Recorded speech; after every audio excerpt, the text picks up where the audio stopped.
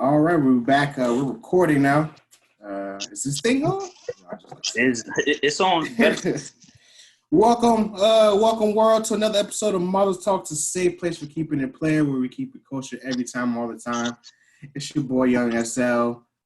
T Mac is on the other side of the camera. How you doing, young man? Yes, sir. I'm good. You know what I'm saying? Healthy and handsome. Okay, that's a good response. That's a good response. Okay. On this week is we're recording on the 28th, but I believe in a couple of days yeah, the big birthday. What's good with you, man? You know what I'm saying? Nigga's a whole grown ass man. 29, be 29 on the 29th. It's a blessing to see 29, man. You know. I'm happy where I'm at in life. I'm looking back on the year that just passed and where I was at last year, and I'm in a better place. You know, so. Yeah, man, my birthday it's weird because like I don't get to like celebrate how I would like to, you know, like be around friends and family and turn up like that. But still, you know. You got plans or something?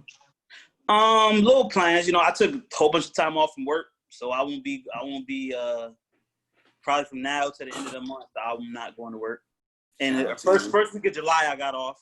So, you know, I'm going to go home and check in with the fam and do some shopping and some sightseeing and shit like that. Shout out to you. Use that PTO, man. I need to use my PTO. I don't know why I'm hoarding it away. I should just, like, go ahead and drop I'm taking this whole month off. And I think that's... Go ahead. You haven't had any time off from work, have you, since COVID? Yes, not since COVID. Last time I was off was probably in December. Like for Christmas time. See, it's June, bro. Like, even though you haven't physically been in the office, bro, you've been clocking, you've been working every day. So you need that time. Yeah. And I'm taking my time, bro. Like, I'm taking my time. Yeah, I think, you know, low key, I think that's what's been really fucking with my mental at this moment. Like, you know, I can't go anywhere. You know, the world's in shambles, and I haven't even taken no time off. Like, you know, it's been fucking with mentals for a little bit. You know, I kind of miss human interaction, even though I can't really have it at the moment. Me too. Like, I've been thinking, I was like, shit, man, I want to do something for my birthday. I was like, what if I get an Airbnb and just invite people over there to kick it, like do a small function like that? Like, because I've had a little taste of social stuff. Like, my man's Dave graduated, and we went to a little cookout for him and going and hanging out with some homies out here, but you don't realize, like, so it's fun to be drunk around your friends, my guy. Like, yeah, I mean, I miss y'all niggas, man. I miss y'all niggas, bro. But I'm about to just hop on a plane and go somewhere too in July. Just fuck it. You know, American Airlines just said, "Fuck it, we not about to do no social distance anymore. Pack the plane." So, damn, I fly American. Yeah, they're gonna pack that plane out. So, yeah, make sure you get that mask with you, I guess. Bro, I'm going on the plane like Naomi Campbell. You see how she be flying? She got the whole suit, bro. Everything. It's like, man, I just be seeing niggas traveling to like Miami and shit, like in Atlanta. I'm like, yo, these places are gonna. Bro, they gotta let the thought gotta come out, bro. I've been trying to tweet this, and be appropriate about it. The hoe is festering inside of people. That the mixiness is festering. People niggas are missing being mixy. They can't. They're missing it. I'm missing it, and I'm not even that nigga. Like, I'm like, I want to just be out amongst people, looking good, flirting, popping bottles. You know what I'm saying? Like, it's people. The hoe inside of people has been bubbling up for 3 months, and they can't hold it in no longer. Yeah, I understand. Then I'm telling you, the country. Go ahead. I'm saying the rest of the world about to shut us off. They're about to say, y'all niggas can't come visit us. That's gonna be sick. I think Europe. Somebody told me Europe already did it. They about to put a travel ban on America. Yeah. Fuck it, man. We don't listen. We need a taste of our own medicine. This COVID, like you know what I'm saying, people have said it before. It's trying to teach us a lesson, and if motherfuckers don't learn the lesson, the shit. I don't know what to tell you. Where you planning on heading out to? It's a couple of joints on the short list. I was looking at Niagara Falls, Memphis, Vegas got scratched. So I was like, nah, niggas in Vegas got the COVID. Niggas in Vegas got COVID. They not showing the numbers in Vegas, but Vegas got. I know Vegas is nasty. Memphis. I said Memphis. Yeah, that's it, right? It's really between Memphis and Niagara, but you'll see when I start posting pictures. Why Niagara? Just for the because I feel like that's all you can do. It's like natural wonder, like because like you could be kind of spread out from people. You could be in nature. You don't gotta be like, you can see shit like that. And taking a little note from our man's Dotson, do some explorer type shit. I guess I don't know.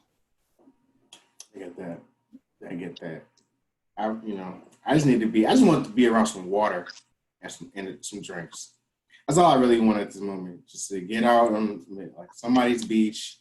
I mean, I could do that, but I know the beaches are gonna be crazy, especially this week. Hell yeah, bro. So that's probably dead. Hey, bro. I mean, you gotta go out in the world, but it's like you want to do it the right way. You don't want to be exposing yourself to no other shit. But listen, the way your afro is growing, I think you could. I feel like the strength of all of our ancestors. Oh, listen, I tweeted this a couple days ago.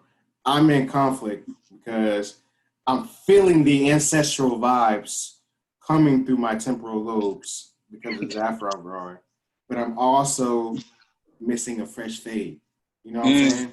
Oh, you know what you should do? Just get the young shit. Get the get the Duke. Like, you know what I'm saying? The Duke cut. I'm a little bit too old for that, my nigga. I'm about to be 30 in this piece. Nigga, I know 50-year-old niggas they get cornrows. And they look nuts. No, I want cornrows. I think I would look good. I think this is also like a, you know how old men, they go through a midlife crisis. I'm in my pre-midlife crisis in my rebellious stage because I was never able to have braids growing up. I was in the military, and he was like, he wasn't letting that shit rock. So now, like, I'm like, fuck you, dad. You know what I'm saying? Yeah, you trying to be rebellious. Yeah, but it doesn't really matter now. He doesn't really care anymore. But, I'm living in my dreams. You know what? Speaking of rebellious, that fucking Confederate flag got banned by NASCAR, my G. Shout out to them. Shout out to NASCAR. Shout out to NASCAR. They did the right thing. It only took, I don't know how many years to remember that. Nigga, 1865, nigga, since that shit was over. But when you talking about being a rebel, that's why them white people like that flag so much, because first of all, most of them are not. I ain't never seen no doctors, lawyers, you know what I'm saying, upper echelon people flying that flag, even though I'm sure they do, because racism ain't got no class.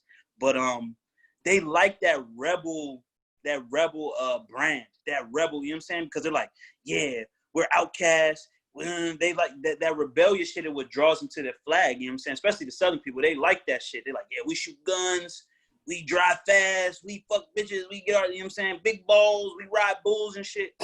Like, that's why they like that flag, bro. And they don't want to put it down because they like that rebellious shit.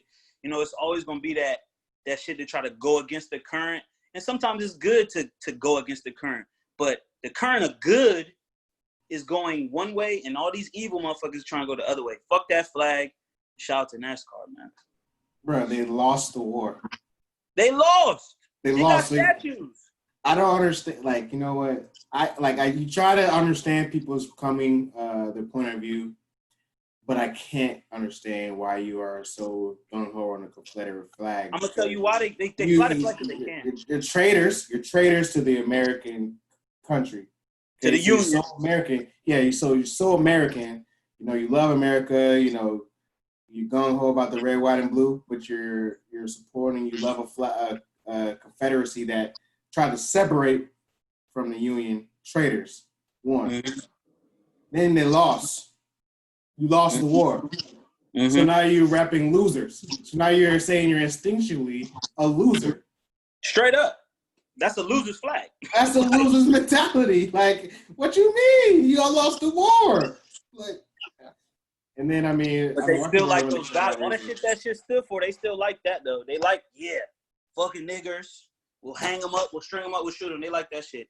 But, yeah, shout out to NASCAR. And that noose, bro, that new shit they tried to say was a pull, bro. That shit was a fucking noose. That's a noose, my nigga. bro. Don't know pool, son. The way that they tied the top of that shit, son. We know what a noose looked like, bro. Yeah.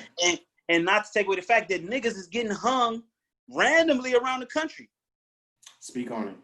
Speak on it, young sir. Son, like motherfuckers, bro. They do that shit to put fear in us, cause bro, it is a fact that white people used to kill niggas whenever they felt like it. If they got riled up enough, wasn't nobody gonna stop them. They wasn't going to jail. It wasn't about to be no repercussion. You about to kill this nigga and go on about our daily lives. One less nigga. So that shit means something, bro. And they like to scare people, you know. That's what they got. That's all they got is fear, because they damn sure don't got no intelligence. The white racist scare tactic book is so outdated.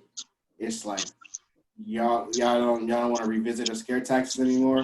Like you throw a noose up, you know, we're gonna start cowering it in our boots, you know what I'm saying? But they try to do that shit, but then they pussy. If you really put the noose exactly. Be like, yeah, we put a noose in his shit, then they would be like, no, that's a garage pool, my G. Never now even you're insulting my intelligence.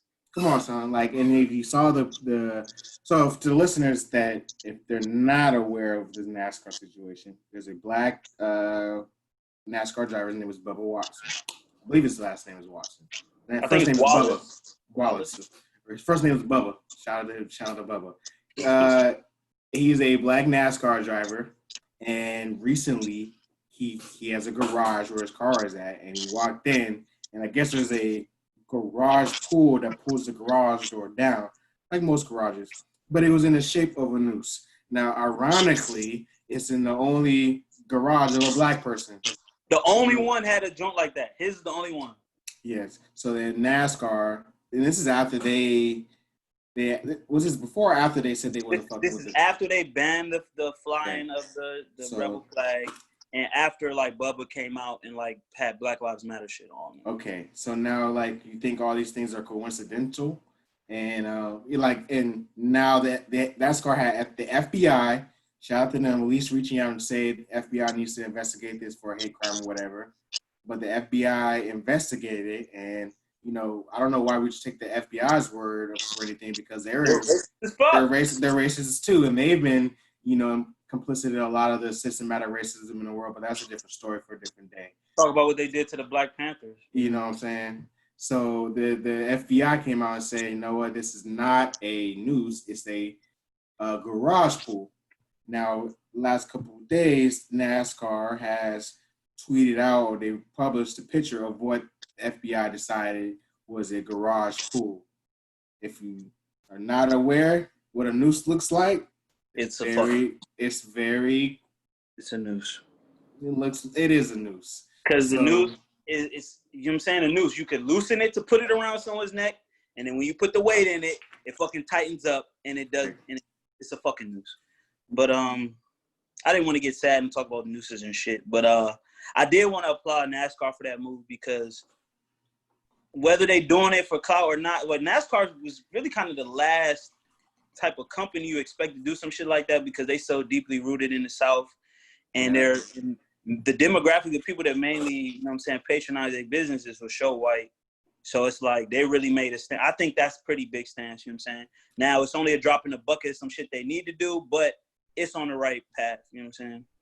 Yeah, and weren't they one of the first major companies to say, like, we're not fucking with this shit no more? Like, that's a big statement. You know what I'm saying? And it's like you say, like, when we thought of NASCAR before, it was like, oh, well, that's part of their culture. It's part of their lifestyle. I even tweeted it in my thoughts, like, you know what?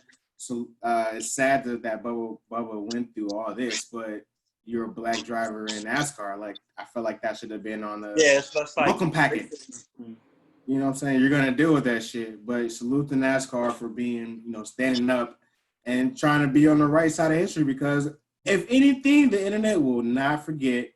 We won't forget and you don't want to be on the wrong side of being a decent human being.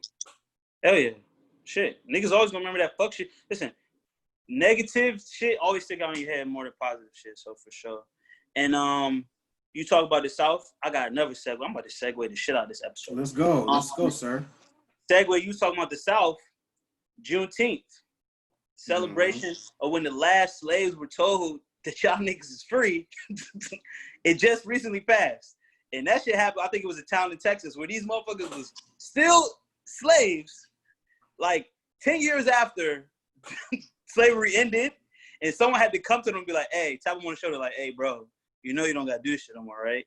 Mm-hmm. And so we just celebrate. Imagine being tapped. Imagine being tapped on your shoulder. Hey, bro, you know. Being tapped like, hey, bro. It's like it's fucked up. It's like you working 12 hours and somebody tap you like, bro, you know you could have went home 4 hours ago, right? You know you're not getting paid for these 4 hours you've been in this bitch doing this shit. But to the max, that's to the extreme. But when was your teeth? The 21st, right? Yeah. So right. Yeah. It was last Sunday. Yeah. So no, last Sunday was Father's Day. So it was it's the 19th. Yeah. My bad. It's not the 21st. It's the 19th. The 19th is Juneteenth. Yeah. But what'd you do for Juneteenth? I supported black businesses. I went around and found some black food trucks, and I supported their businesses. I had to work, unfortunately, for the white man, but I used some of his money to support black businesses. I also had to work for the white man, but out here in Richmond, people been protesting at the Robert E. Lee statue, so I ended up going out there, and I was out there. I brought my weed, and I brought some liquor, and I was like, shit, this Juneteenth, this is a black holiday. Motherfucker, I'm about to celebrate. Like, literally, I was like, shit, I'm going to act like I'm going to celebrate this holiday. So I went out there, and we ended up marching to another statue on Monument Avenue and then marching back. That's my first march I ever been to, by the way. And I don't really like marches. Because where the fuck, I didn't know where we was going. You just followed. I didn't know who we was following. And then I feel like I could have been led to slaughter. I'm like, yo, where the fuck is we going? And who are we following and why are we following? You know what I'm saying? I had a lot of questions. And who was organizing the chants? I don't know, but that's a good question. I don't know. First of all, people, you can yell whatever you want in a march. I don't know if you know this. You could just start your own chant. I started my own chant. What was your chant? So it started out just be like, fuck them. Fuck them. Okay. But then it got adjusted. Someone was like, no justice, no peace. Then I was like, no justice, no peace. Fuck these racist ass police. No justice, no peace. Fuck these racist ass police. And then I just went back to fuck them. Oh, you should have kept that one going. Fuck them. No, but listen. So I was a little tipsy, and I'm walking in the crowd, and I was like, yo, I can really say whatever I want. So I started yelling out some shit. And but I don't really like marches. But it was nice after we marched back from the other monument. It was somebody out there with some music, started vibing. The sun was going down. I lit a candle, placed it on the monument. It was a dope Juneteenth. I'm glad you experienced that well. I've seen pictures of, was it Stonewall Jackson? That's the Robert E. Lee joint. That's the Robert E. Lee. I've seen pictures of it. They did their thing out there. Yeah, man, and there's like signs, like people that basically occupied that monument ever since George Floyd. Actually, this week, the police tried to clear people out. They was tear gassing shit and trying to get people out of there this week. Hope everybody's all right. They got caught up in that, but yeah, man, they're spray painting all over this shit. Like it's really turned into an art piece, and like there's signs out there when you go that say, if you walk out here, like you're gonna be recorded and like it's gonna be used for like a art piece later on. So there's drones flying around, like it was pretty. Yeah, cool. That's cool. Downtown Raleigh is cool too. Like they got people like I think it's on Fayetteville Street. They got Equality, which is downtown. Equality written down all the way down the street. That's cool. You know, lots of people marking up, painting and stuff like that on buildings. So it's cool. Yeah. You know? That shit need to happen, nigga. Every time I walk past them statues, though, ever since I've been in Richmond, I flick them shits off, bro, because I know what they stand for. I literally put my finger up to every one of them statues down Monument Ave. I used to live on Monument Ave, returning to Franklin Street. You remember that crib? And I'm like, yo, they're praising these generals that lost. It's crazy. Like you don't. Like, it's crazy. Why are we saluting the losers, bro? They did not put the motherfucking the Warriors' name on the trophy when the Raptors won, bro. They didn't. The Raptors are the champions. The fucking Warriors was the losers, man. Keep it moving. But yeah, that's all the black. Actually, no, we're gonna keep going with the black news. That's how we're gonna segue into this. You have a Twitter account, right? Yes, I do. You do have a Twitter account. You enjoy Twitter. I do. Well, and, yeah, it's been a little lately, a little handshaky lately, but it's doing what it's supposed to do, so I can't be mad at that. This might have brightened your day. Did you see Megan Thee Stallion on Twitter and Instagram as well? But I saw it on Twitter twerking, and the way she was twerking. Is this for a promotion of her new song that dropped this week? The song. Now, I was going to talk about the song after, but I just wanted to talk about her twerking. Did you see the video? I did. Did you see when they put the gospel song underneath? I did. The video. I did. That was very hilarious. And I just want to shout because we are Megan Thee Stallion supporters on this podcast. Yes. Even though that song she did drop, which is a remake of the beat is at least a remake of a song already made in the past. Was Easy E song, or is it Easy or is it? It's Easy. It's Easy. It's Easy.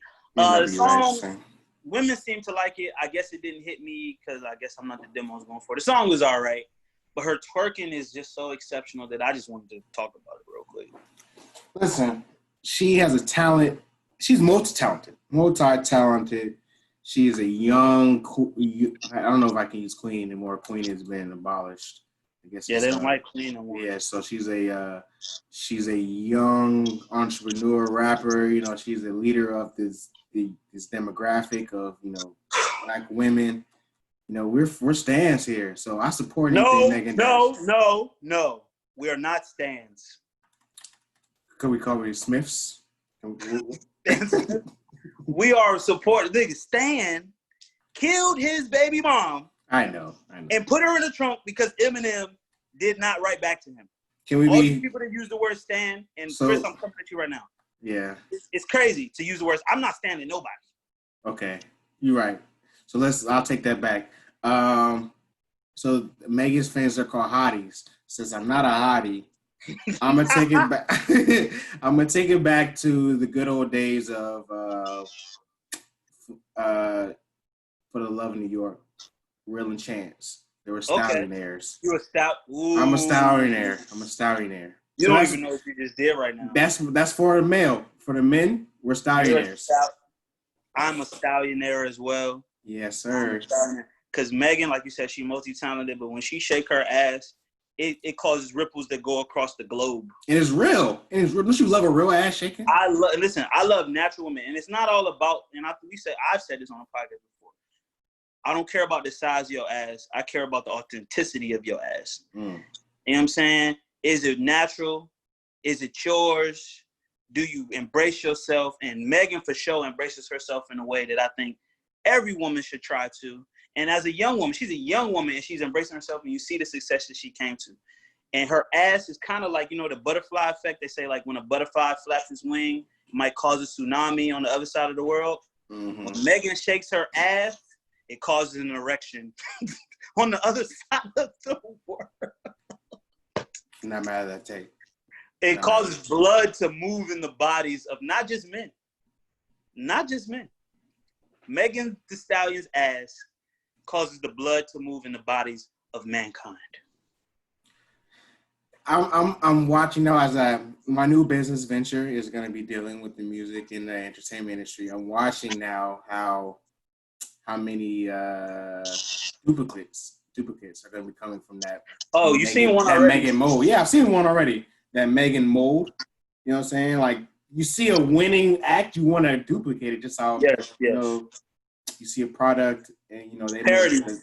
Parodies. You know what I'm saying? I want to see. I already seen one, but we're gonna see how many Megan duplicates show up.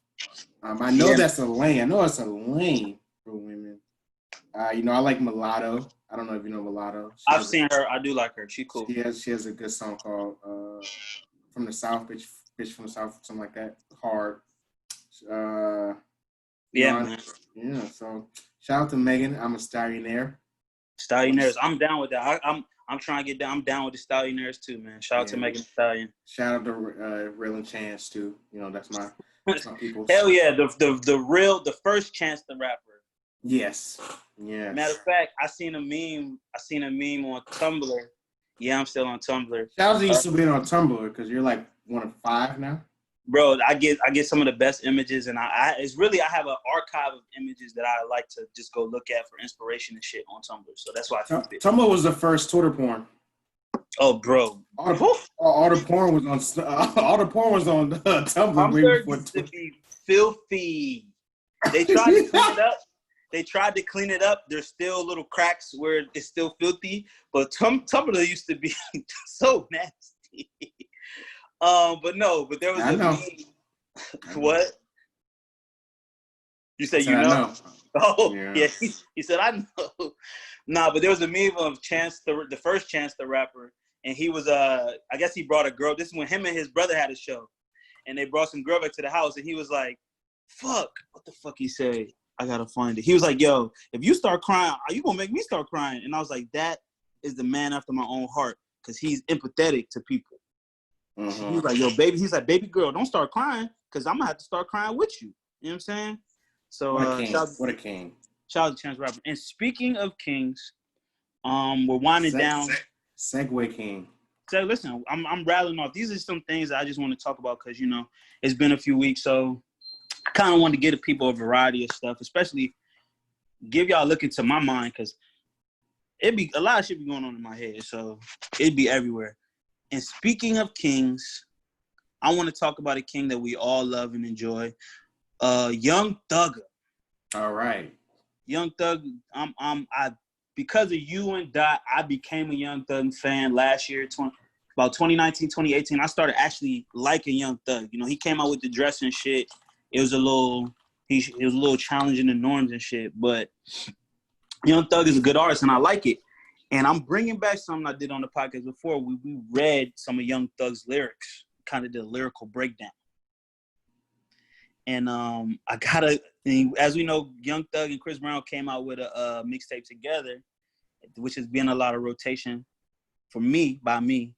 And I wanted to talk about this one song and his first verse in the song because I think it's very great. And it's also inspirational, It's also inspirational. He's talking about love.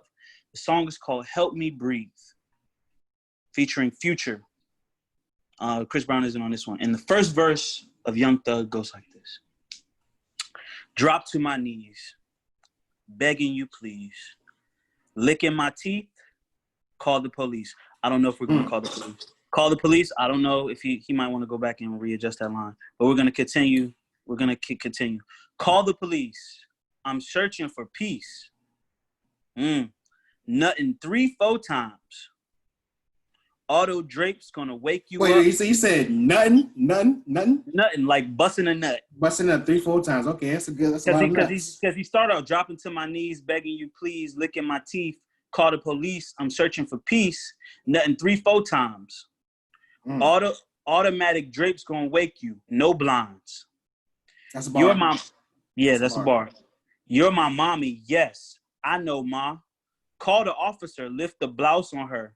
Hey, so he's referenced the cops twice in this verse, though. You know what I'm saying? I guess he's Blue Lives Matter a little bit. Call the officer, lift the blouse on her. Hey, skinny dipping with me and the shoes came first. 2020 Bentley, it's all for her. Sheesh. Keep it pimping with me and we both say church. Woo! I did Oxycontin for the first time. Yee! Better hide your wife. I'm on thirst time.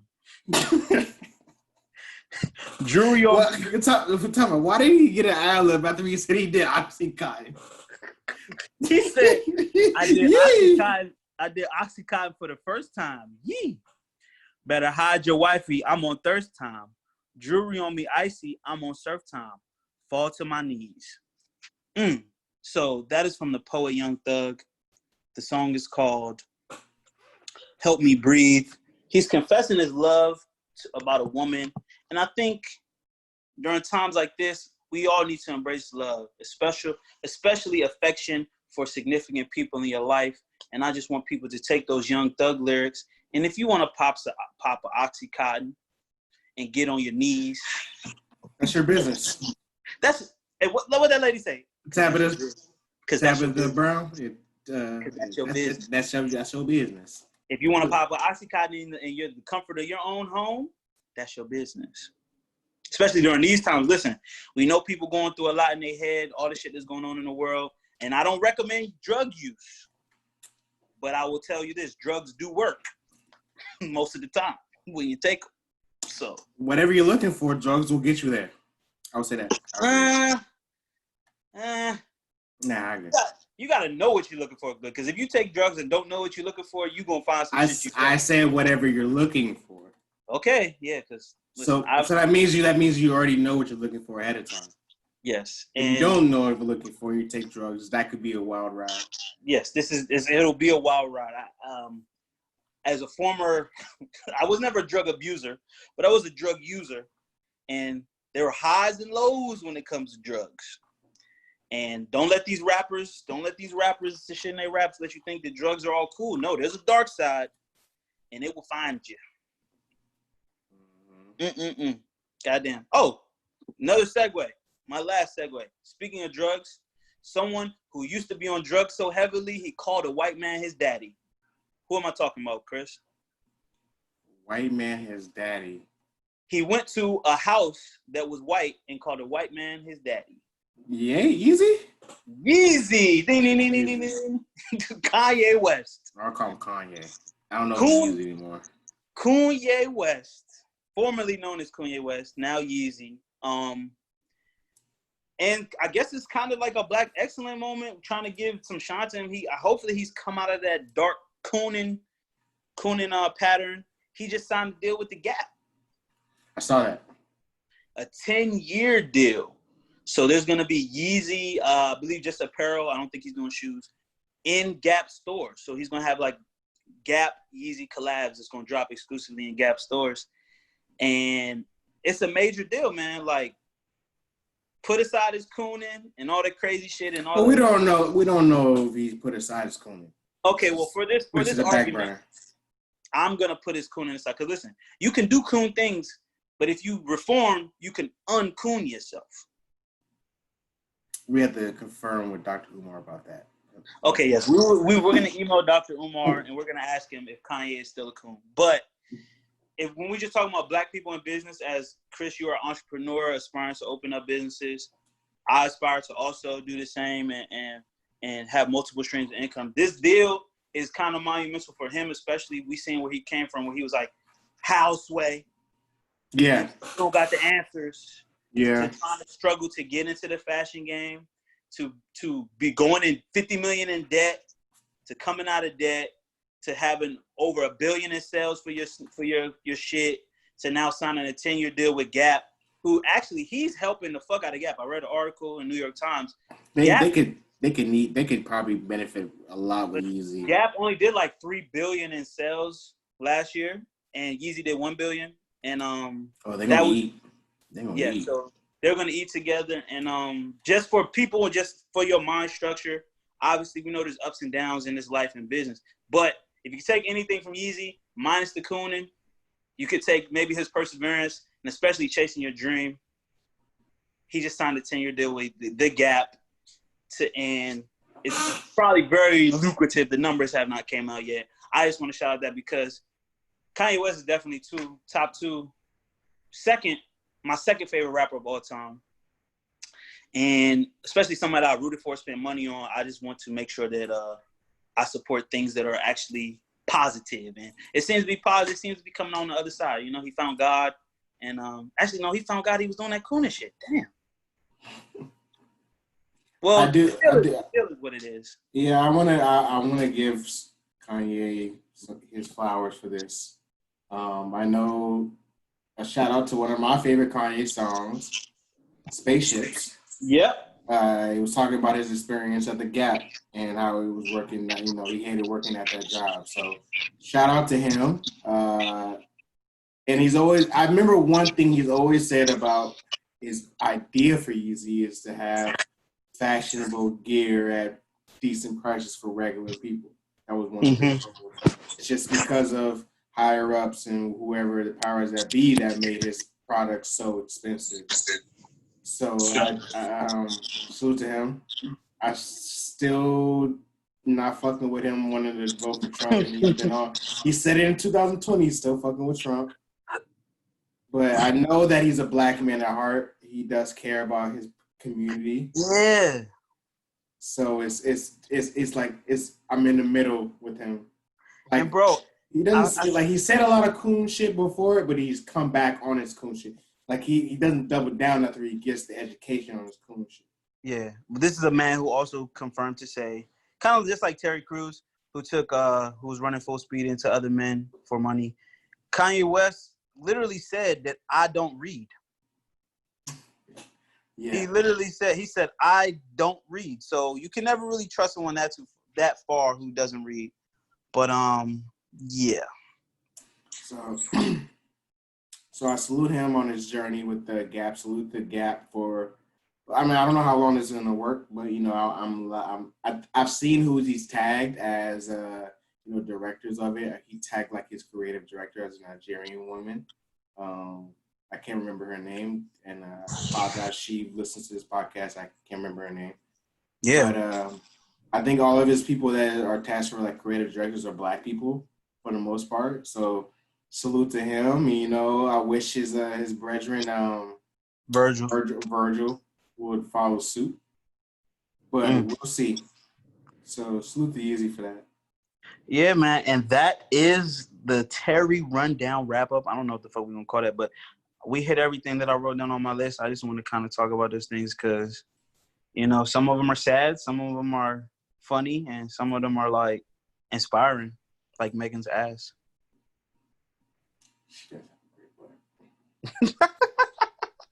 Listen, and it's a black.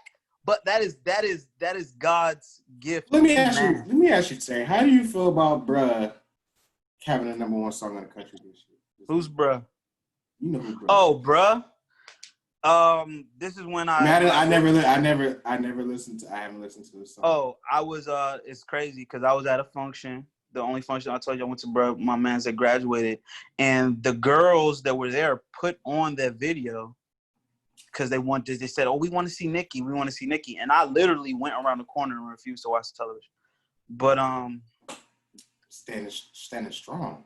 Yeah, bro. Like I refuse to give any energy to that circus. But what I think about it is that I know that most of America, most of the world is they don't care and they're followers. And I'm just gonna contribute to that because we all know that it's a car crash we're watching. Like it's a car crash. And most people what happened when you pass a car on the street that's in a crash or an accident, most people slow down and look. So I think that's what this is. People slowing down and looking. Well, you know what? I listened to what you say. I got on Twitter real quick and I saw that as we're Stallionaires, our girl, because you know today is the BET Awards, right? Yes, it is. Yes, it is. Yes. So we're recording. So for followers or listeners, we're recording on the 28th of June, which is Sunday. So today is the BET Awards. So our girl is performing today.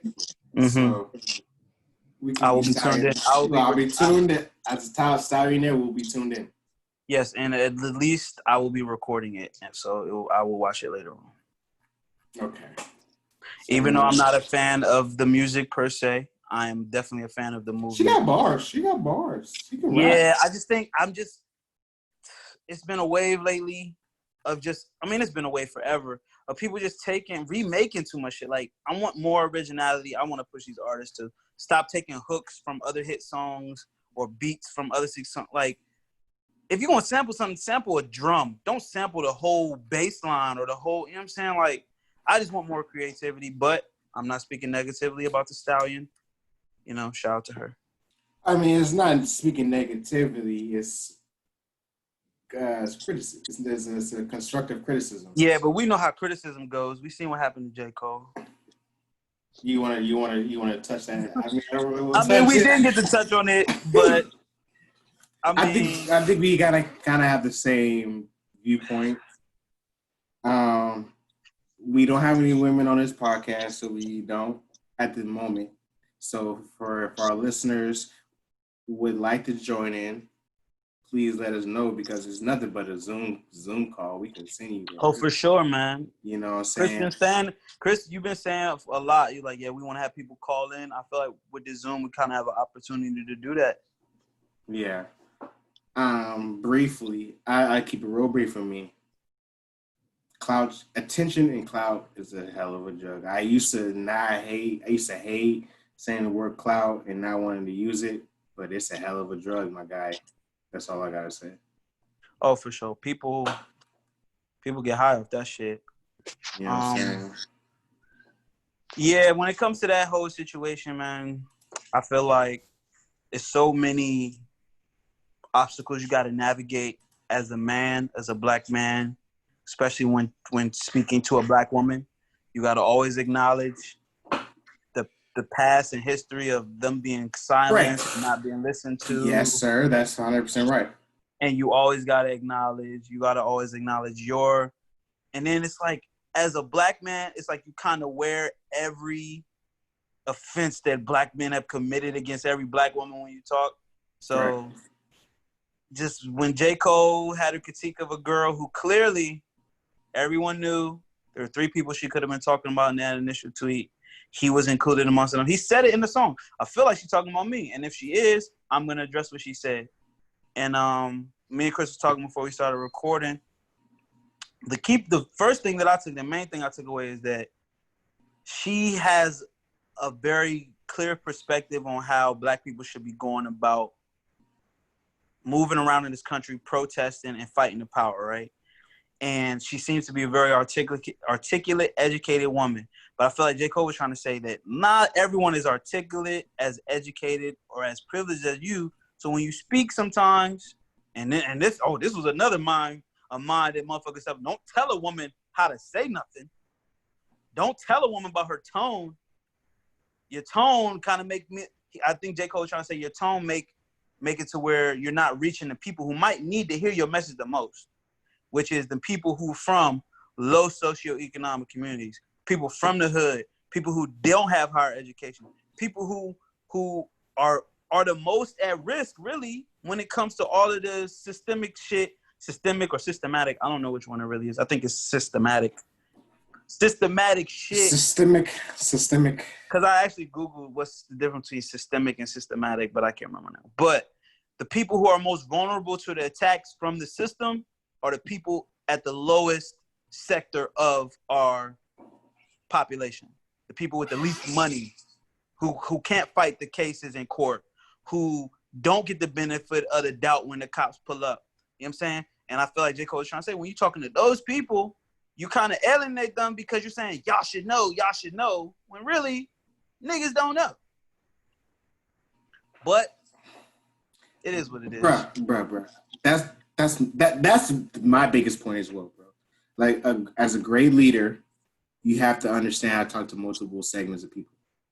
So if you keep talking to them like they should know all these facts or they should have read all these books, niggas in the hood is not reading these books. You know, our movement is not. It can start with our scholarly, educators, people that are in these silos and things like that. But the movement is going to be ran by people in these impoverished neighborhoods. Yes.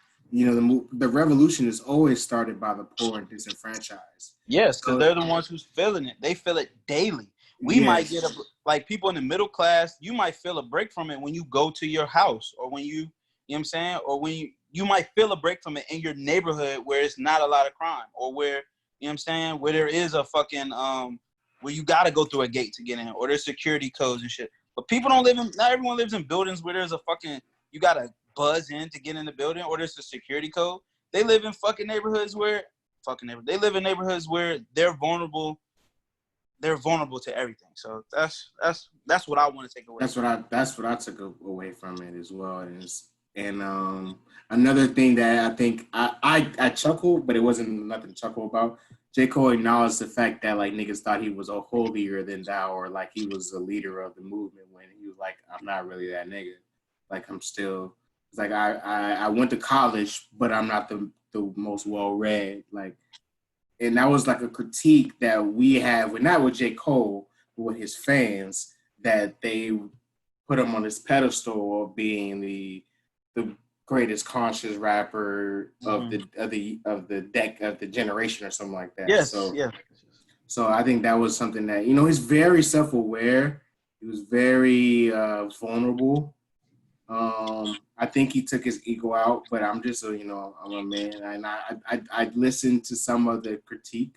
I tried to follow the breadcrumbs of where you're getting to this, but I just can't, because people, if you're as a rapper, right? If you sneak dissing, you should be ready for whatever comes to you. Now, if you read the tweet, Shorty said, shout out to No Name, she said that your favorite rapper, your most high selling favorite rapper or whatever, is selling music off the Black Plight. So the most high selling rapper, that we're taking her words. She didn't say anybody's name, but she said the most high selling, your favorite highest selling rapper that raps about the Black Plight. So use those words. We can infer about what you said, Terry, about three niggas. At Kendrick, Cole, Wale. and Wale. And I know she's not talking about. You know, I wouldn't even put Wale, because Wale was not even like one of your highest selling rappers, right? It's between Kendrick and Cole. Yeah, you know what I'm saying? You're definitely not talking about Jay. You know what I'm saying? Like, you know, you could probably say Drake. You put Drake in that conversation. I don't think Drake, he's not rapping about the Black Plight all the time. He's rapping about He never is. All right, you got it. Yeah, you Drake ain't never had a song where he's like, yeah, the cops had his knee on my neck. Nothing. Yeah, you're right on that one. So now we got two. So now we got two. We got two. Yeah. Kendrick and Cole. So you're shooting shots. You shot a shot. It's okay. And you hit your mark. You hit your mark. And then you mad we hit your mark? Come on. I don't know if she was mad because this was everyone else outrageous. Twitter. I take outrage with a grain of salt. But just addressing the shit that happened, you know. As a man, we know we gotta tiptoe when we address Black women, because it's been a lot of exclusion and a lot of demeaning and a lot of stepping on and a lot of overtalk and then a lot of mansplaining, I guess. But you know, I thought bruh tried to come humbly as he could. As humble as he could, you know, but I'm only a man, as you said. So we're gonna bypass that. Yeah, stop putting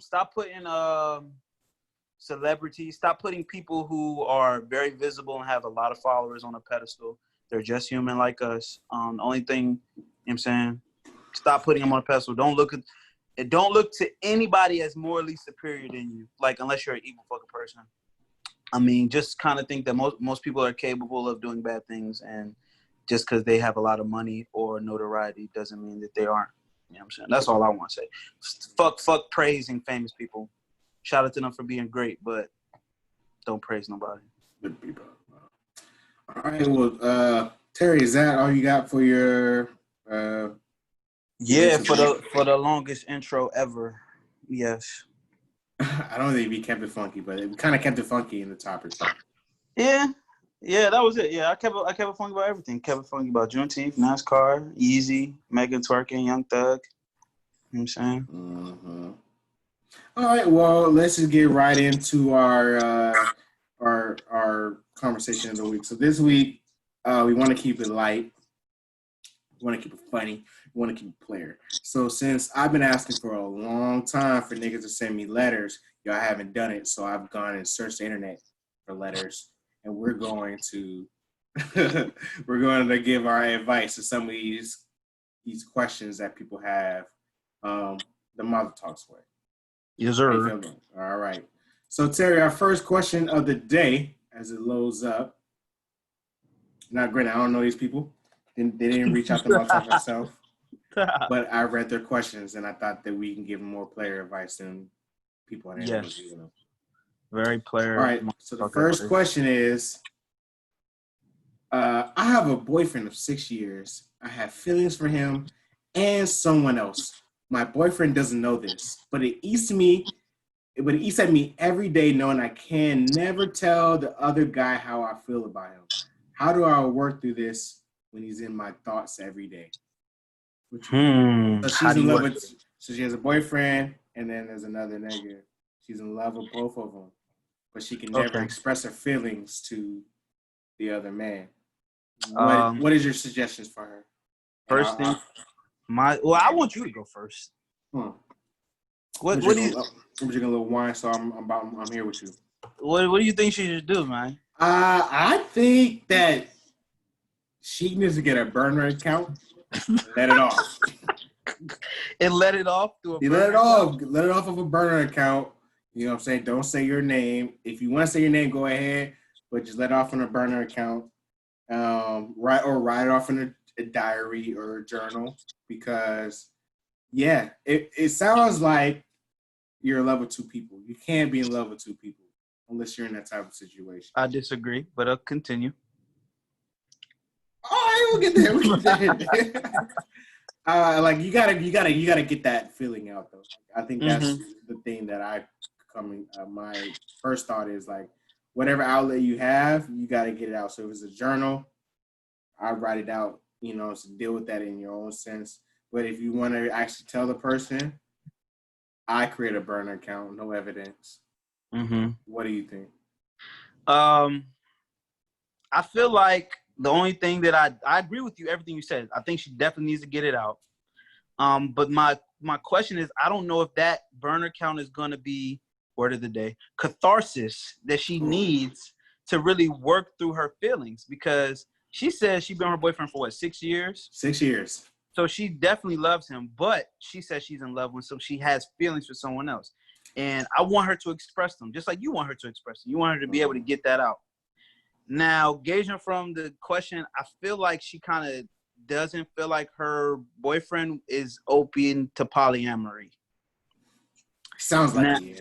I feel like the solution to this problem is polyamory. I believe you could love more than one.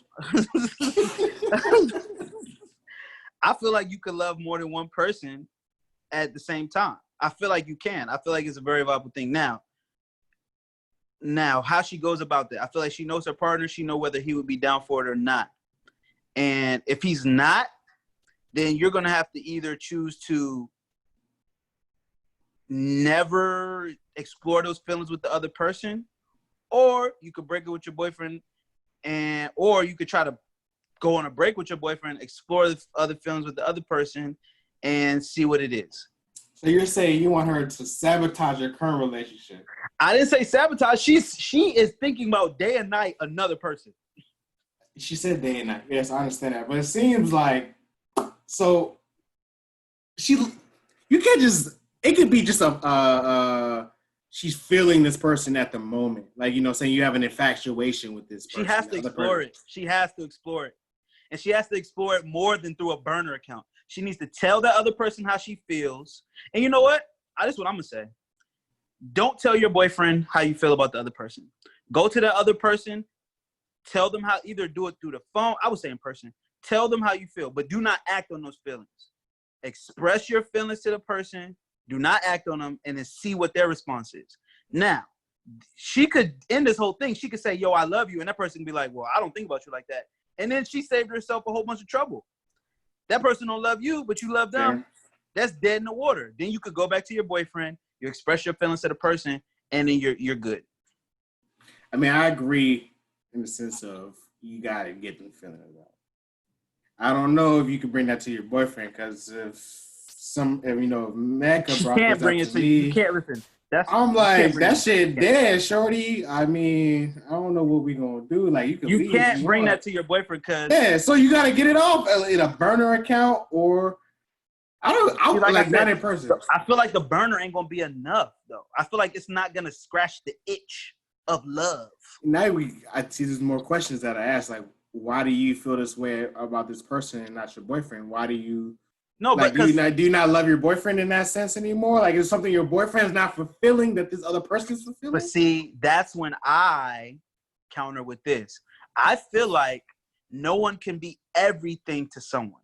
Someone might remember they said 80-20 rule. Like somebody might give you 80% of what you need, but there's a 20 that you are just gonna have to accept. But would you swap 80 for 20? No. You're gonna take 80. I'm not trying to get 20. I want 80. But see, this is when I feel like all of our thinkings have kind of been programmed in a way. A lot of people don't believe that you could love two people, and that someone could be like, I think you can. You must be missing something in this relationship if you love someone else. No, I could be fulfilled, but also there's a space that this person can't fill. Oh, this is dope. I just thought of this. There was somebody that was talking about love, and it was talking about, say you're a square and the other person's a circle. You put the circle inside the square, there's still areas that are untouched by the circle, right? Yes. The circle's inside the square. So those areas, the circle could never touch because it's a fucking circle. Now it fills up most of the square, but the little corners, it just can't touch. Yes. Maybe this person who she loves, the person who she isn't with, maybe they're a square and they might be able to fill up all of her square.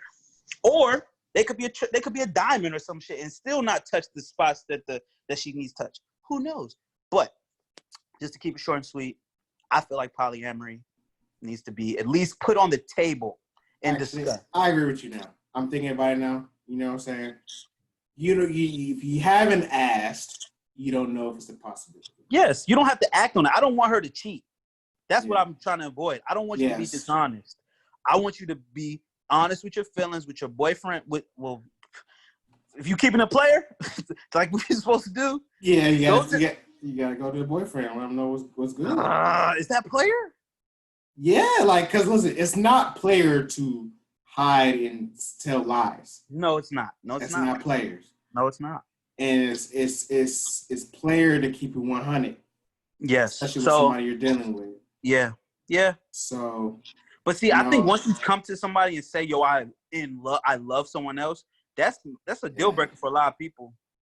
Yeah, but I'd rather you, the person who wrote this question, to get that out. So you at least personally, because you're the only person that's gonna be in the grave by yourself. So you can't live life with regrets. I like that. So you might as well just say it. And if your boyfriend reacts how you think he might react, then that's fine. But see, also, you might be surprised. So that's why I like the approach. You gotta say it. You gotta say it. You gotta tell them. All right. So that's good. See, we're here. Don't cheat. Player shit is not cheating, bro. Player is being honest, even when it's uncomfortable. And I was thinking about that as well. Why do people hate the word? Or why do people place the word player on people as a negative connotation? It's because people hate the aspect of a player being very honest. Like, look, this ain't like we doing what we doing. I got other on hand. I got nothing in hand. I'm not in a relationship with you. They don't like that honesty with players. No, women be like, "Oh, he a player." Like, "Oh, yeah, player." That means, like you, because they want to contain him, and you're not in the player in the sense of keeping it 100 with them, saying, "Look, I'm doing this. You know, saying I fuck with you, but I don't want to hurt." Yeah. See, that's that. We see how we're killing the bad stigma of the word player. Man. I think because the bad stigma is that there's definitely a stigma. We're trying to say keeping a player is being honest, even when it's uncomfortable. Good or bad.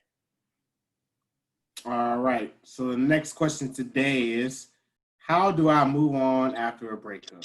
I've been feeling really sad over the past few weeks, and being at home all the time isn't helping. Obviously, Corona. I try to keep myself busy, but I find myself thinking too much of it. Any advice would be appreciated. Do you have any advice how to get over a breakup during the Rona? Yeah, for sure. Damn. After a breakup, to get over it, you have to let that shit go. So I would say if you're cooped up Corona time, I think the best thing you do, try to find a new text buddy. Maybe somebody that you used to kind of flirt with back in the day. but never really investigated it. Or maybe something like a old friend. Maybe you can go backwards and find an old friend. Not something that you kind of ended badly, but something that maybe you never really investigated. Or also someone that might have showed interest in you in the past and you weren't receiving it. Mm-hmm. So basically, I want you to try to find try to start building a friendship with someone new. Okay. Or someone new or someone from your past that doesn't have any baggage attached to it. Maybe an old friend from high school or college, or maybe someone who was showing interest in you and you just at that point didn't receive it as they were trying to give it to you. I want you to start a new friendship. Good advice. And you can do that easily now. You know, you got FaceTime, you got Zoom, you got text message, you got social media. I think it might be easier than you think. You got to push yourself. Yeah. I would say the first thing is to accept that you're broken up. Yeah, it's over. So, and if however long that is, I you got to go through the first step. I don't know what movie I heard it from, but the Nile is not just a river in Egypt, right? So you got to get over that. You know what I'm saying? And that, however long that takes, you should take that time, grieve your relationship. You know what I'm saying, and get over that. You know what I'm saying? Because obviously you're broken up for a reason. Yes. When you give it time and space, that's the only real way things get healed. Time heals everything, right? And I know it's crazy. I know it's crazy in the Rona times because you can't be out in the streets and you can't use that physical emotion, that physical touch. They can't out in the let street. that thought out. They can't let that thought out. You can't let the thought out and go through a whole phase and get over it. So I understand that. That's the toughest part, I think. Because if you could let the thought out, it would help. You know, like old school saying, even like the easiest way to get over somebody is to get underneath somebody else. Yeah. Yeah. But you can't really get underneath nobody because you're stuck in the house. So, yeah. Find a hobby. Find a new show. Non-relationship focused. Like if you're a hopeless romantic, you gotta find a show that's completely the opposite of your lifestyle. Like, so if you're a hopeless romantic, go watch The Walking Dead or some shit. You know what I'm saying? Like something just to keep you off your mental of dealing with your relationship. That's my advice. Like, as I've been dealing with me mentally with this whole shit with the black plight and everything that's going on in the world, I have been trying to at least at the end of the day try to watch something that's just not even in this world. There's no possibility of me getting mad. Yeah, man. Entertainment is always a good way to escape for a moment. Oh, and another thing I think that they should try to do: rearrange your space. Ooh, like if your bedroom or something, shift the whole configuration of your bedroom around. You know what I'm saying? It will kind of get new energy flows going. So it's like you're not going into this because like the relationship ended, and I'm sure you probably had times where you was in the bed with them or some shit like that. Change it up. Put your bed in a different direction. You know what I'm saying? Get new comforter or some stuff like that. Kind of like change your daily environment so you could kind of like start anew. You know what I'm saying? Because that always works for me. Like anytime I start to feel like I'm stuck or something, I would just like switch up the living room or like switch up the bedroom or put something different. You know what I'm saying? Decorate a little differently. That always kind of helps too. That's fire. That's a good advice. Change the aesthetics of the crib. Yeah, man. Buy some new lights or something. All right. So this is the last one that's kind of not so crazy. Because after this one, it gets we're going to go there. All right? Okay. All right. So this one says, I have mixed feelings for someone. I told him this, and I told him I don't know if a relationship was a good idea. He says he wants to be with me badly, but I don't reciprocate those feelings. I feel like I'm leading him on. What do I do? I say keep the same energy. If you feel like you're leading him on and you don't really want to be with the man and you want to be with you, you gotta dead that shit, bro. Keep the same energy, like, you know what I'm saying? Stand tall in your word. We love when people say shit and they keep it 100. You know what I'm saying?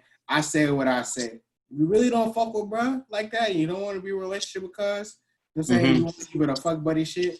But look, you know what? I'm in a place in my life where I just can't deal with no type of relationship. But I can deal with, you know, I want to stay cool with you. I want to do what we doing Which already. is difficult. It's difficult. It's difficult. Because I'm the type of nigga, if I show my interest in you and you don't want to be with me, I don't want to be your friend no more.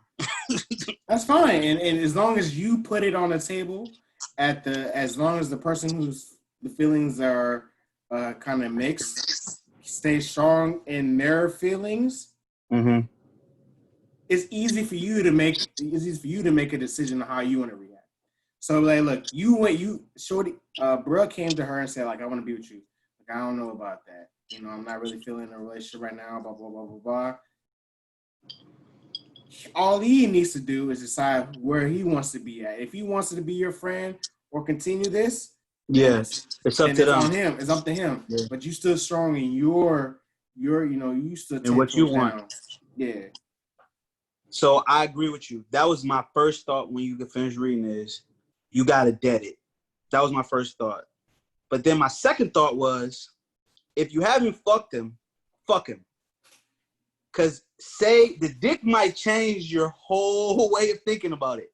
That's a good point. If it's a person you haven't been intimate with, but because she said she's iffy with it, or he said he iffy with it. Yeah. So fuck that person. Give him a chance in the bedroom. See what happens. And after that, I promise, I think, now that's a double-edged sword because you're gonna get a better understanding of where you want to put that person. You might be like, you know what? I like fucking this person. Let's keep this fuck relationship going. But you still don't want a regular relationship. Now you give them an option like, all right, we could take this fucking relationship or we could leave it alone because I don't want to be with you. But say you don't want to fuck them no more. That person might become a stalker and might become obsessive. And because you fucked them, they might be like, oh, I fucked. Now I got my way in. So see that's dangerous. Yeah, you can't be fucking. You can't get a pussy up. You can't get a dick up. Because I'm telling you, because they might fuck. You might be fucking to get more clarity. Because my point was like, fuck them to get a little bit more clarity. Because if the sex is good, you might be like, look, I don't want to be with you, but we can have this type of relationship. But if you don't even want to have that type of relationship after fucking them, the other person is gonna have a harder time receiving you cutting them off. Yeah. So I would agree with you, Chris. That's what you gotta do. You gotta give them. You gotta take it or leave it. We friends. I don't want to have a relationship. Stand by your not want to have a relationship. Do not let them sway you. Yeah. Because when you want to be with someone, you know how it feels. And ain't no maybe if about it. You be like, yeah, I'm rocking. But you know what I'm saying? But say it in the off chance you ain't got the dick or got the pussy yet, go ahead and test it out. Go for a test drive. But tell them, this is what you gotta do. Before you go for the test drive, you gotta tell them that this is a test drive. You gotta be like, look, I don't want to be in a relationship with you, but there is something about you that is intriguing, and I want to investigate it. Now drop your pants. And that's the number one rule of being in play is following a code of honesty. Yes. If you tell her all bugs, you tell her or him, or however they identify all bugs, look, it's a test drive. If I like the car, yes, I'm going to go for it with it. They can't be mad. Now it gives them more incentive. Exactly. You got to let we know there's crazy. You give them or you put it on them, but we know there's crazy people in the world, women and men, that might take that test drive, but you got to be as clear as you can with your words. Yeah. Look, I don't want to be with you. You got to say that verbatim. Yeah. I don't want a relationship. But you know what? I want to test drive that. But test drive is gonna. That sounds crazy, but I fuck with it. Yeah, though. Test drive is gonna be abrasive. You gotta be a little bit more clear. Don't say test drive. Be like, I don't want a relationship, but I am attracted to you, and then kiss them or do something like that. But that's a very mixed situation. But I like Chris's approach. I would do that first, and if you are a little bit more on the wild side, go ahead and get that thing a test drive. Good. Because you might want to keep them around. Exactly. Ain't nothing wrong with having somebody on the team, bro. Especially if it's an understanding. Look, listen, I like. Jason Terry won a ring, and he always came off the bench. Role players. Lou Williams is a 3-time Man of the probably year. be a Hall of Famer. If he wins a chip, he'll be a Hall of Famer. Come on now. Your role, knowing your role, and then putting people in their role. Matter of fact, Doc Rivers, that's the first thing he does. So after training camp, I heard this. After training camp is over, he goes around the room and he explains everyone's role to them clearly, word for word, like out loud. This is your role. This is your role. This is your role. And listen, Doc Rivers is a great coach. Yeah, he got a ring. And he's on the road to another one this year. We'll see. All right. I see. You know what? This is why. Listen. This is, as you said, give him a test run. This is a test run of Model Talks advice. So people, they haven't been sending us emails for questions. But yeah, fucking listen. I like you taking this into your own hands, bro. They're gonna send us questions now, knowing that we're giving player advice. So, like I said, the last one was kind of sensible. The rest of these questions are kind of. Let's go. All right, you ready? I was giving my boyfriend head. He was on his back with his legs open, and I was laying between his legs, eating his balls. Pause. Can we pause for a second? Balls. I like that position. I want you between my legs. Like, it's cool you being to the left or the right, but I can't get a good view like that. Sometimes the view is not as good as when you. All right, but continue. I'm sorry. Go ahead. I'm with you though. All right. He thrusted his pelvic area, and my tongue went in between his ass. He moaned, so I kept licking his ass. He never stopped it. I enjoyed it, but is he gay? No, he's not gay. He is not gay. Now, I'm gonna go first, and you go after this. There's two rules when it comes to this shit, really. If anything you do with a woman is not gay unless she's shoving something in your ass. And a tongue don't count. You can shove your tongue in a man's ass, it's not gay. But once you start putting objects or fingers, you gotta decide out that nigga. Isn't a tongue or a finger the same thing as an object, right? No, the tongue is not an object. Your finger is in the shape of penises. Okay. So your tongue is the shape of a tongue. I want to say you're hypocritical right now, but this is a dummy's guide to heterosexuality. Okay. Getting your ass ate as a man is not gay. Okay. Rest in peace, my uncle. 18 years old, I'm coming to college. The first thing he told me, he said, yeah, man, wrap it up, wear a condom. And the next thing he said, let them bitches lick your ass. That shit feel good. Okay. Okay. Now, I just want to say, and I just kind of want to put this, maybe this might be up for debate, and we could have a player debate about it. I do not think getting your ass licked is gay. I think that is definitely freakier side of things. Now, the position in which he get his ass ate, now that man was on his back. Yeah, he had his Lambo doors open. He did not get on all fours. He did not hike a basket. He didn't hike no football. He had his Lambo doors opened. Yeah. Now, if you listen, you get your Lambo doors. So now she said she enjoyed it. He said he enjoyed it. Don't overthink it. I don't think it's gay. I don't think it's gay either. I think it's rude of him not to establish that he likes that before. But it's weird. I've never said I liked it, but I never had it done either. So, you know. I mean, in the great Terry on Max joke, I've heard heroin tastes good, but I've never done it. And I've heard the G-spot is in a man's asshole. But I ain't gonna touch it. I ain't gonna touch it. So listen, I'm with how anybody wants to pleasure himself consensually. You know what I'm saying? If you like your ass getting ate out, as a man or a woman, that's dope. I hope it's lit for you. I think he could have kind of given her the heads up before inching his butt in her mouth. Sometimes in sex, you got to go off of the reactions. Like you lick a spot and she moans a little louder. Ass is different than balls. Ass is different than balls or dick, sir. Like you gonna put ass in your mouth. Like if I was having sex and I'm eating a pussy and now she inching ass up in my mouth, I wasn't expecting ass in my mouth. I'm gonna feel some type of way. And I understand Like, you gotta communicate those things with the sexual partner. Yes, Like, but to answer her question, and it's her boyfriend. It's not a random nigga. It's her boyfriend. yes. They should have those discussions about what they like in the bedroom. But see, I think that's an easy talk after sex. Like, I have talks after sex all the time. Like, once we're done, later on I'll be like, oh yeah, remember when you did such and such? I really like that.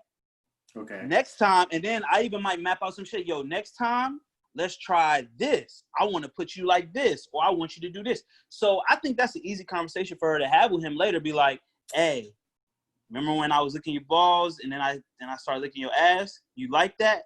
And then you can know better. And just to go on a tangent real quick, because I saw this opening and pause. Oh, I saw this opening. I saw this in my head. So I remember I said that anything you do with a woman is not gay, but there's a line to that. Now I've heard niggas getting fucked in the ass with strap-ons. That's gay. I'm sorry. Even if a woman's doing it. Yeah, if you get pegged, that's gay, sir. If you're getting fucked in the ass by a woman, that's gay. And it's not really gay because it's a woman, but it's gay. And guess what? You could sue me. You could cancel me. That's how I feel. Mm-hmm. That's all I gotta say. But to answer this lady's question, I don't think he's gay for getting his ass licked. I just think you should just have a little recap after next time you do it. That's it. The recap lit, to be honest. Shout out to the recap. Everybody love a recap. All right, so I have 2 questions, but I might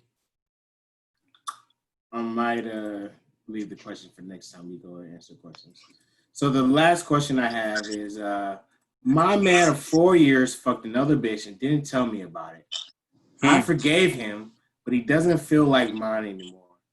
He said it made him appreciate me more. Now, sex isn't the same. I just want to be fucked like a hoe he don't know. /anonymous. How do you feel about that? So she said after he... So recap the questions. Yeah, please. He cheated on her. Well, he cheated on her and didn't tell her about it. She found out. She forgave him. But it doesn't feel like of the norm because he gave himself to another bitch. Right? But he said because she appreciated him, because she forgave him, he appreciated her more. That's like number one-on-one. So he's not fucking her nasty no more? Yeah, she says now sex isn't the same. I just want to be fucked like a hoe he don't know. So it seems So he got caught and he switched up. He's making love to her too much and he ain't striking that ass. Mm-hmm. That's what it is, though. So first things first, you got to communicate. Communication is key. You feel like you're not getting fucked good. If you've told him already, yo, some shit is different. Some shit is off. Ever since you cheated, I feel like, I forgave you and I'm over it, which I think is very key to relationships. We talk about these 50-year marriages, these 30-year marriages. You're going to have roadblocks. And that may be, we watch Insecure. It may be cheating. Cheating may be something that you can work through, man and woman. As long as you know that bitch ain't no hoe and that nigga ain't no hoe, you could work through some cheating. But I think she needs to definitely tell him that, nigga, you ain't fucking me like you used to. Nigga, you slipping. Yeah, I agree. And if you gotta throw shade at the other bitch, you might have to throw shade. Yeah, you're like, yeah, a little bit. It ain't nothing wrong with throwing shade. Yeah. No. Oh, I like this one. All right. So this is the last question, Terry, for the day. I know what that is. All right. But yeah, did you answer? She needs to. You just gotta communicate. You know what I'm saying? If you like to get fucked, getting choked out, or if you like to get treated like a nasty hoe. Nigga, loud as hell, boy. You know what I'm saying? If you like to get fucked, nasty, or if you like to get treated disgusting, just do what you need to do. Communicate with that person. I muted you, Terry, because you was loud. So I'm gonna unmute you right now. Unmute you. Okay, unmute me. Thank you. All right, I unmuted you. All right, Terry. So this is the last question of the day. So, all right. Boyfriend decided to start tattooing to make a little money. He's self-taught and his designs are shit.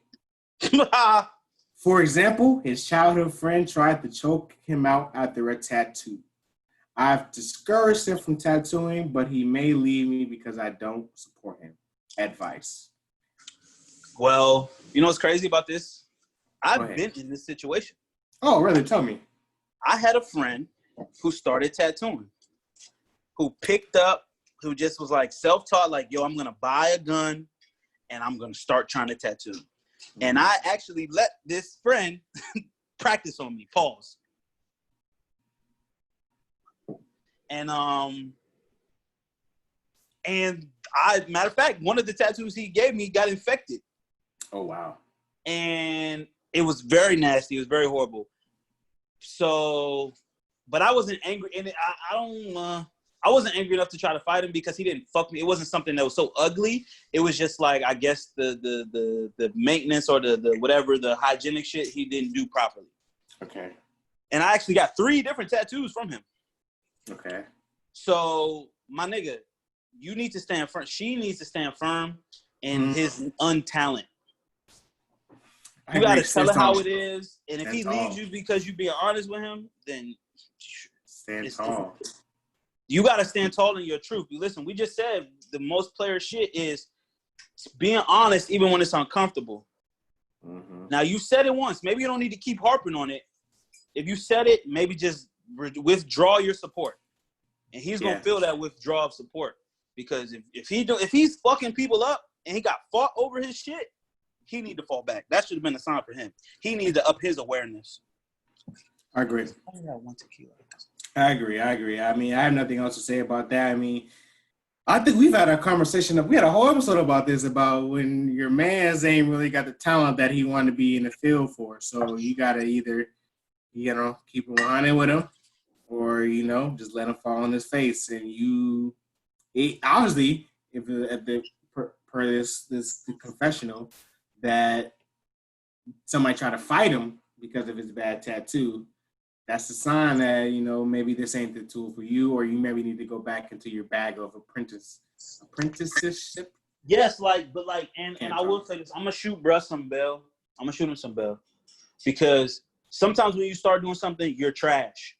And you gotta just keep doing it till you're good enough. But he needs to stop tattooing people. That's why there is an apprenticeship process. They tattoo things where they tattoo bananas and fruit and things like that. You need to go to the basics, my brother. You need to actually get under somebody that's actually going to teach you the craft and stop practicing on humans. Yeah. So I think you should say that. Be like, babe, I know you want a tattoo. You're not good right now. And it's okay. That's normal. When you do things for the first time, you're not going to be good. We weren't good at podcasting. You know what I'm saying? We probably still not the best. We were bad. Matter of fact, this episode started out a little rough by me, but guess what? We got into a groove, and I feel like we're in a groove now. But you just gotta. I think you should say that to him. Like, look, you're not good right now, but that don't mean you can't get good. You need to stop tattooing your friends. You need to stop. Yeah. People. Yeah, you need to go back to the drawing board, work on your art. Yeah, do easier designs, easy designs. Start small. Yeah. You don't start at the 3-point line when you're learning to play basketball. You start in the paint. You do layup lines, my nigga. That's it. Come on, bro. Back to the basics. So this was the first inaugural, I guess, a letter bag or mail bag for Model Talks. I think it went pretty well. I think we gave a lot of player advice to people that probably needed it. And this is more advice that, people that aren't around that can actually email us. And I'm going to put our email back in the, the closing comments. And you know what I'm going to do? I'm going to make a post. So we're going to start promoting it. Because we haven't been promoting it. We've been saying on the podcast, but I think throughout everything, Twitter, Instagram, we're going to start definitely promoting it because we give player advice, dog. That was a good session. That was a good little gym session right there. I said it before. I said, yo, if you want to know what to do, you should ask me. I'll tell you what to do. That was a good little gym session. I agree. That was a good little gym session. Got some shots up. You know what I'm saying? You know, first couple of shots was off, but then we got in a groove, like you said, we got in a groove. And we answered some questions role player like, and hopefully the people that ask some questions listen to us and they'll find they'll find the answers to their questions. And I want people to give us the opportunity to confidentially Oh yeah, for give them the sure. answer. We're not giving out your name or anything like that. Never that. Never that. Never. So, you know what I'm saying? We're not going to put your business on the street, but we want to give you advice, you know what I'm saying, with no intent. So, 100%. as we wrap up, I want to get back to Terry. You can find your spiritual moment of the week, but I will go back to the small business of the week. My small business of the week is a personal friend of mine and a coworker of mine. Last time we talked with a coworker of mine as well, but this was another coworker of mine. His name is Samuel Ash. He is the executive director of the Ash Academy, which is basically is the arts and STEM academy for the under. Let me read it actually. ASH is more than just a founding leadership namesake. The acronym stands for a moniker for each and every student of color we will impact, an aspiring scholar at the helm of excellence. The Academy is dedicated to enriching academic careers of these scholars through parental engagement, mentorships, and scholarships for students of color pursuing the arts and STEM fields. There's more into that, but I just wanted to highlight my man. You know, that's something that I think a lot of us, especially in our community, don't really put the focus on with the STEM, science, technology, arts. STEM is a science, technology, something in math. I can't Engineering. Engineering and math.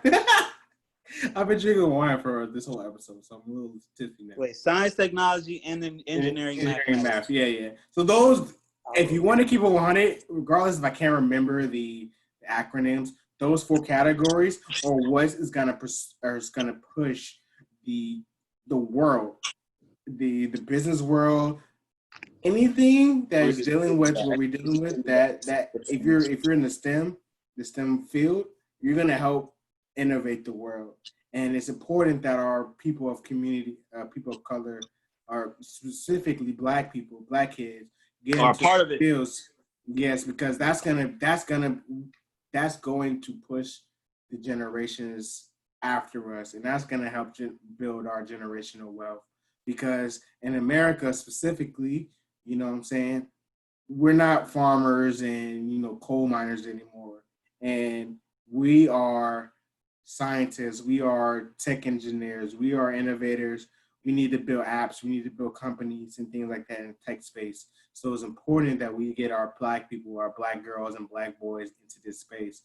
And salute to my man Sammy, for creating this nonprofit foundation for that goal. I remember specifically that Nipsey Hussle, RIP Nip, that he had built a building for that specific goal as well, for building up the Black and brown community in that STEM academy, in that STEM space. So I want y'all to go and look at the Ash Academy, which is spelled ASHE Academy, and his website is www.theashacademy.org. But additionally, I want you to look out for his podcast.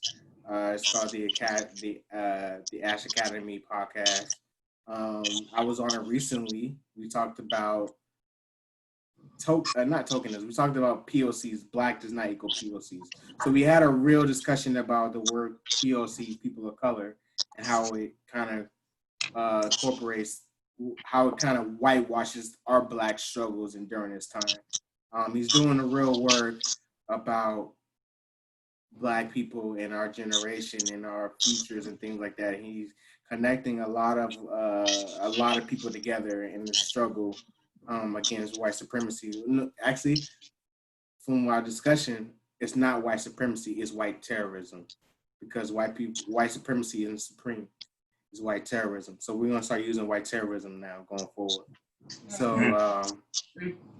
I want to salute to my man Sammy for doing that and continuing to work in a nonprofit space to help build up our communities. So salute to him. I value you, I appreciate you, and I want to continue seeing you in, my guy. So that's a small business win, small business of the week, small black business of the week. Up to you, Terry, for the spiritual moment. Yes, sir. You know what I'm saying? I'm gonna keep it short and sweet. I'm saying, like I said, I do not have the answers. I just got a lot of questions. But when I do get a little bit of knowledge, I try to give it to the people and give it to all my friends and my loved ones and all the podcast listeners. So today I just want to talk about routine and getting into a spiritual routine. When you make it a part of your daily life, I promise, and you plant that seed in your spirituality, you're gonna see it grow. When you invest in it, and it's investing in yourself, just like you invest in yourself with your education or your hobbies or whatever you do to make yourself to help yourself grow. You got to do the same with your spirituality, and you got to make it a routine. So daily, weekly, you know what I'm saying, and even intermittently throughout the day, whatever you have to do. I want you guys to invest. I want the listeners to do it, whether it be reading your holy book, praying, meditating, and just writing out your spiritual goals that you have for yourself. I want to be able to meditate for 30 minutes once a day. I want to be able to read a chapter in my holy book by this period of time. Setting those goals for yourself, but making a routine, talking to God daily, praying daily, reading daily, meditating daily. And I promise, if you do, listen, I'm telling you to do things. I've done it, and I've seen the fruits from it. And I'm actually challenging myself and saying this about going back to the routine that got me to make the strides that I made before, because it's hard to be consistent. Right. And whatever you're doing, it's really hard to be consistent. But when you make that habit and you make it a routine, it just becomes a part of your daily life, and it makes it easier. So it's regular for you that it's 10 a.m. I'm about to crack open this book. Oh, it's 9 p.m. I'm about to sit here in some silence for a while. So spiritual lesson, spiritual advice for the week is just make your spirituality a part of your routine. I promise you plant them seeds, you're gonna see it grow. You know what I'm saying? It's gonna be growing like Chris Bush. I mean, you see me out here, sir. He don't got an afro yet, but it's a fro. It's not an afro. And you see the hand right there. It's for my listeners. I'm about to post this video right now, actually. Take a picture of me, Terry. Did you go to Sally's? Where'd you get the pic from? Did you go to Sally's? The white man Amazon. Oh, then you went to Amazon. You got the Black Power fist from Jeff Bezos. I'm about to take a photo right now, actually, for the people so they can see me. I'm Black Power in this game. You know what I'm saying? But like I'm saying, so invest in your spirituality, bro. All right, man. Black Power is not white. Black Power is not against white people. You gotta say that again, damn. Bro, like we've been systematically depowered. Bro, what people did they ever try to stop from reading? They said niggas can't read. And I wanted to do a shameless plug. You know what I'm saying? This conversation I had with my man Sammy on the Ash Academy. It'll be dropping next Friday, so this Friday, which is about POCs and our struggle against incorporating the word POC with blackness, and how we need to have a real conversation on, do we need to incorporate POCs with blackness, our black struggles? And you know, it's a good conversation. Shameless plug, I'm on that joint. You know what I'm saying? But it's one of those things like, okay, well, historically, people of color have been, have been racially profiled and have been treated badly by the white man, but they haven't showed us the same respect on our end.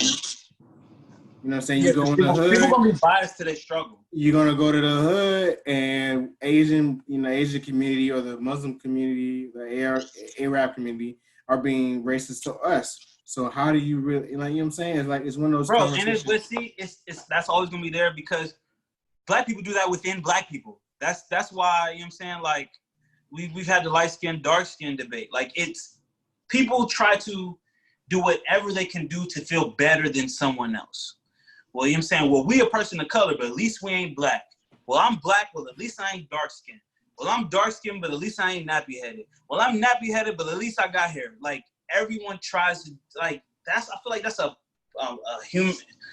humankind thing, but it breaks down to each subset. Everybody wants to feel better than somebody for something other than the work that they do and the production that they make. They want to feel better for something innately that they had nothing to do with. I'm six foot tall people are better than 5'9" people. Yeah. You don't know what the fuck you're talking about. You're not better than me. Yeah, exactly. So yeah. So shameless plug, when that joint comes out, I'll put it onto the podcast page, but I want y'all to listen to it. It's a real in-depth conversation with all Black people, because we need to have those internal conversations before we try to bring it out to the world, because that's our problem. We want everybody to be involved in our conversations when it really needs to be honed in. It needs to be taken care of inside the house before we let, the outside people in. But Briss, I'm gonna tell you what it is. This is probably the last thing I'll say. Black people, our struggle has been monetizable. So it's natural for us to be like, oh, we having these great conversations, which really need to be behind closed doors, but there's a market for it. Yeah. So it's like, you gotta like, even on this podcast, like, we're given some of the things we talk about really are conversations that we just need to have amongst ourselves, but we're letting you into it. Yeah. You know what I'm saying? But, that's just the thing. We definitely need to be behind closed doors with most of these shit. But a lot of this shit. For the most of this shit, honestly. Because you can't tell somebody a strategy and then go out there and execute it. You got to strategize and then go execute. You know what I'm saying? Come on now. You speaking truth. I don't know if I said that right, but you know what I mean. We know the vibes. All right. Well, listen, Terry, it was a great talking to you this week. We gotta really come up with some schedule about meeting each week and a scheduled time about this shit, because we've been lacking on the week-to-week content, and that's on our fault, not y'all fault. So that's on us, and we're gonna get that together in house. But no, don't worry. We're gonna put our money where our mouth is, and that's gonna hold us accountable. Correct. So on the path to playerdom, I want to say stay true to the code and stay true to yourself and wash your hands, man. Thank you for listening to another episode of Mother Talks, man. A safe place for keeping it player. And we'll talk to you next week, man. All right, have a good one. Deuces. All right, deuces. All right.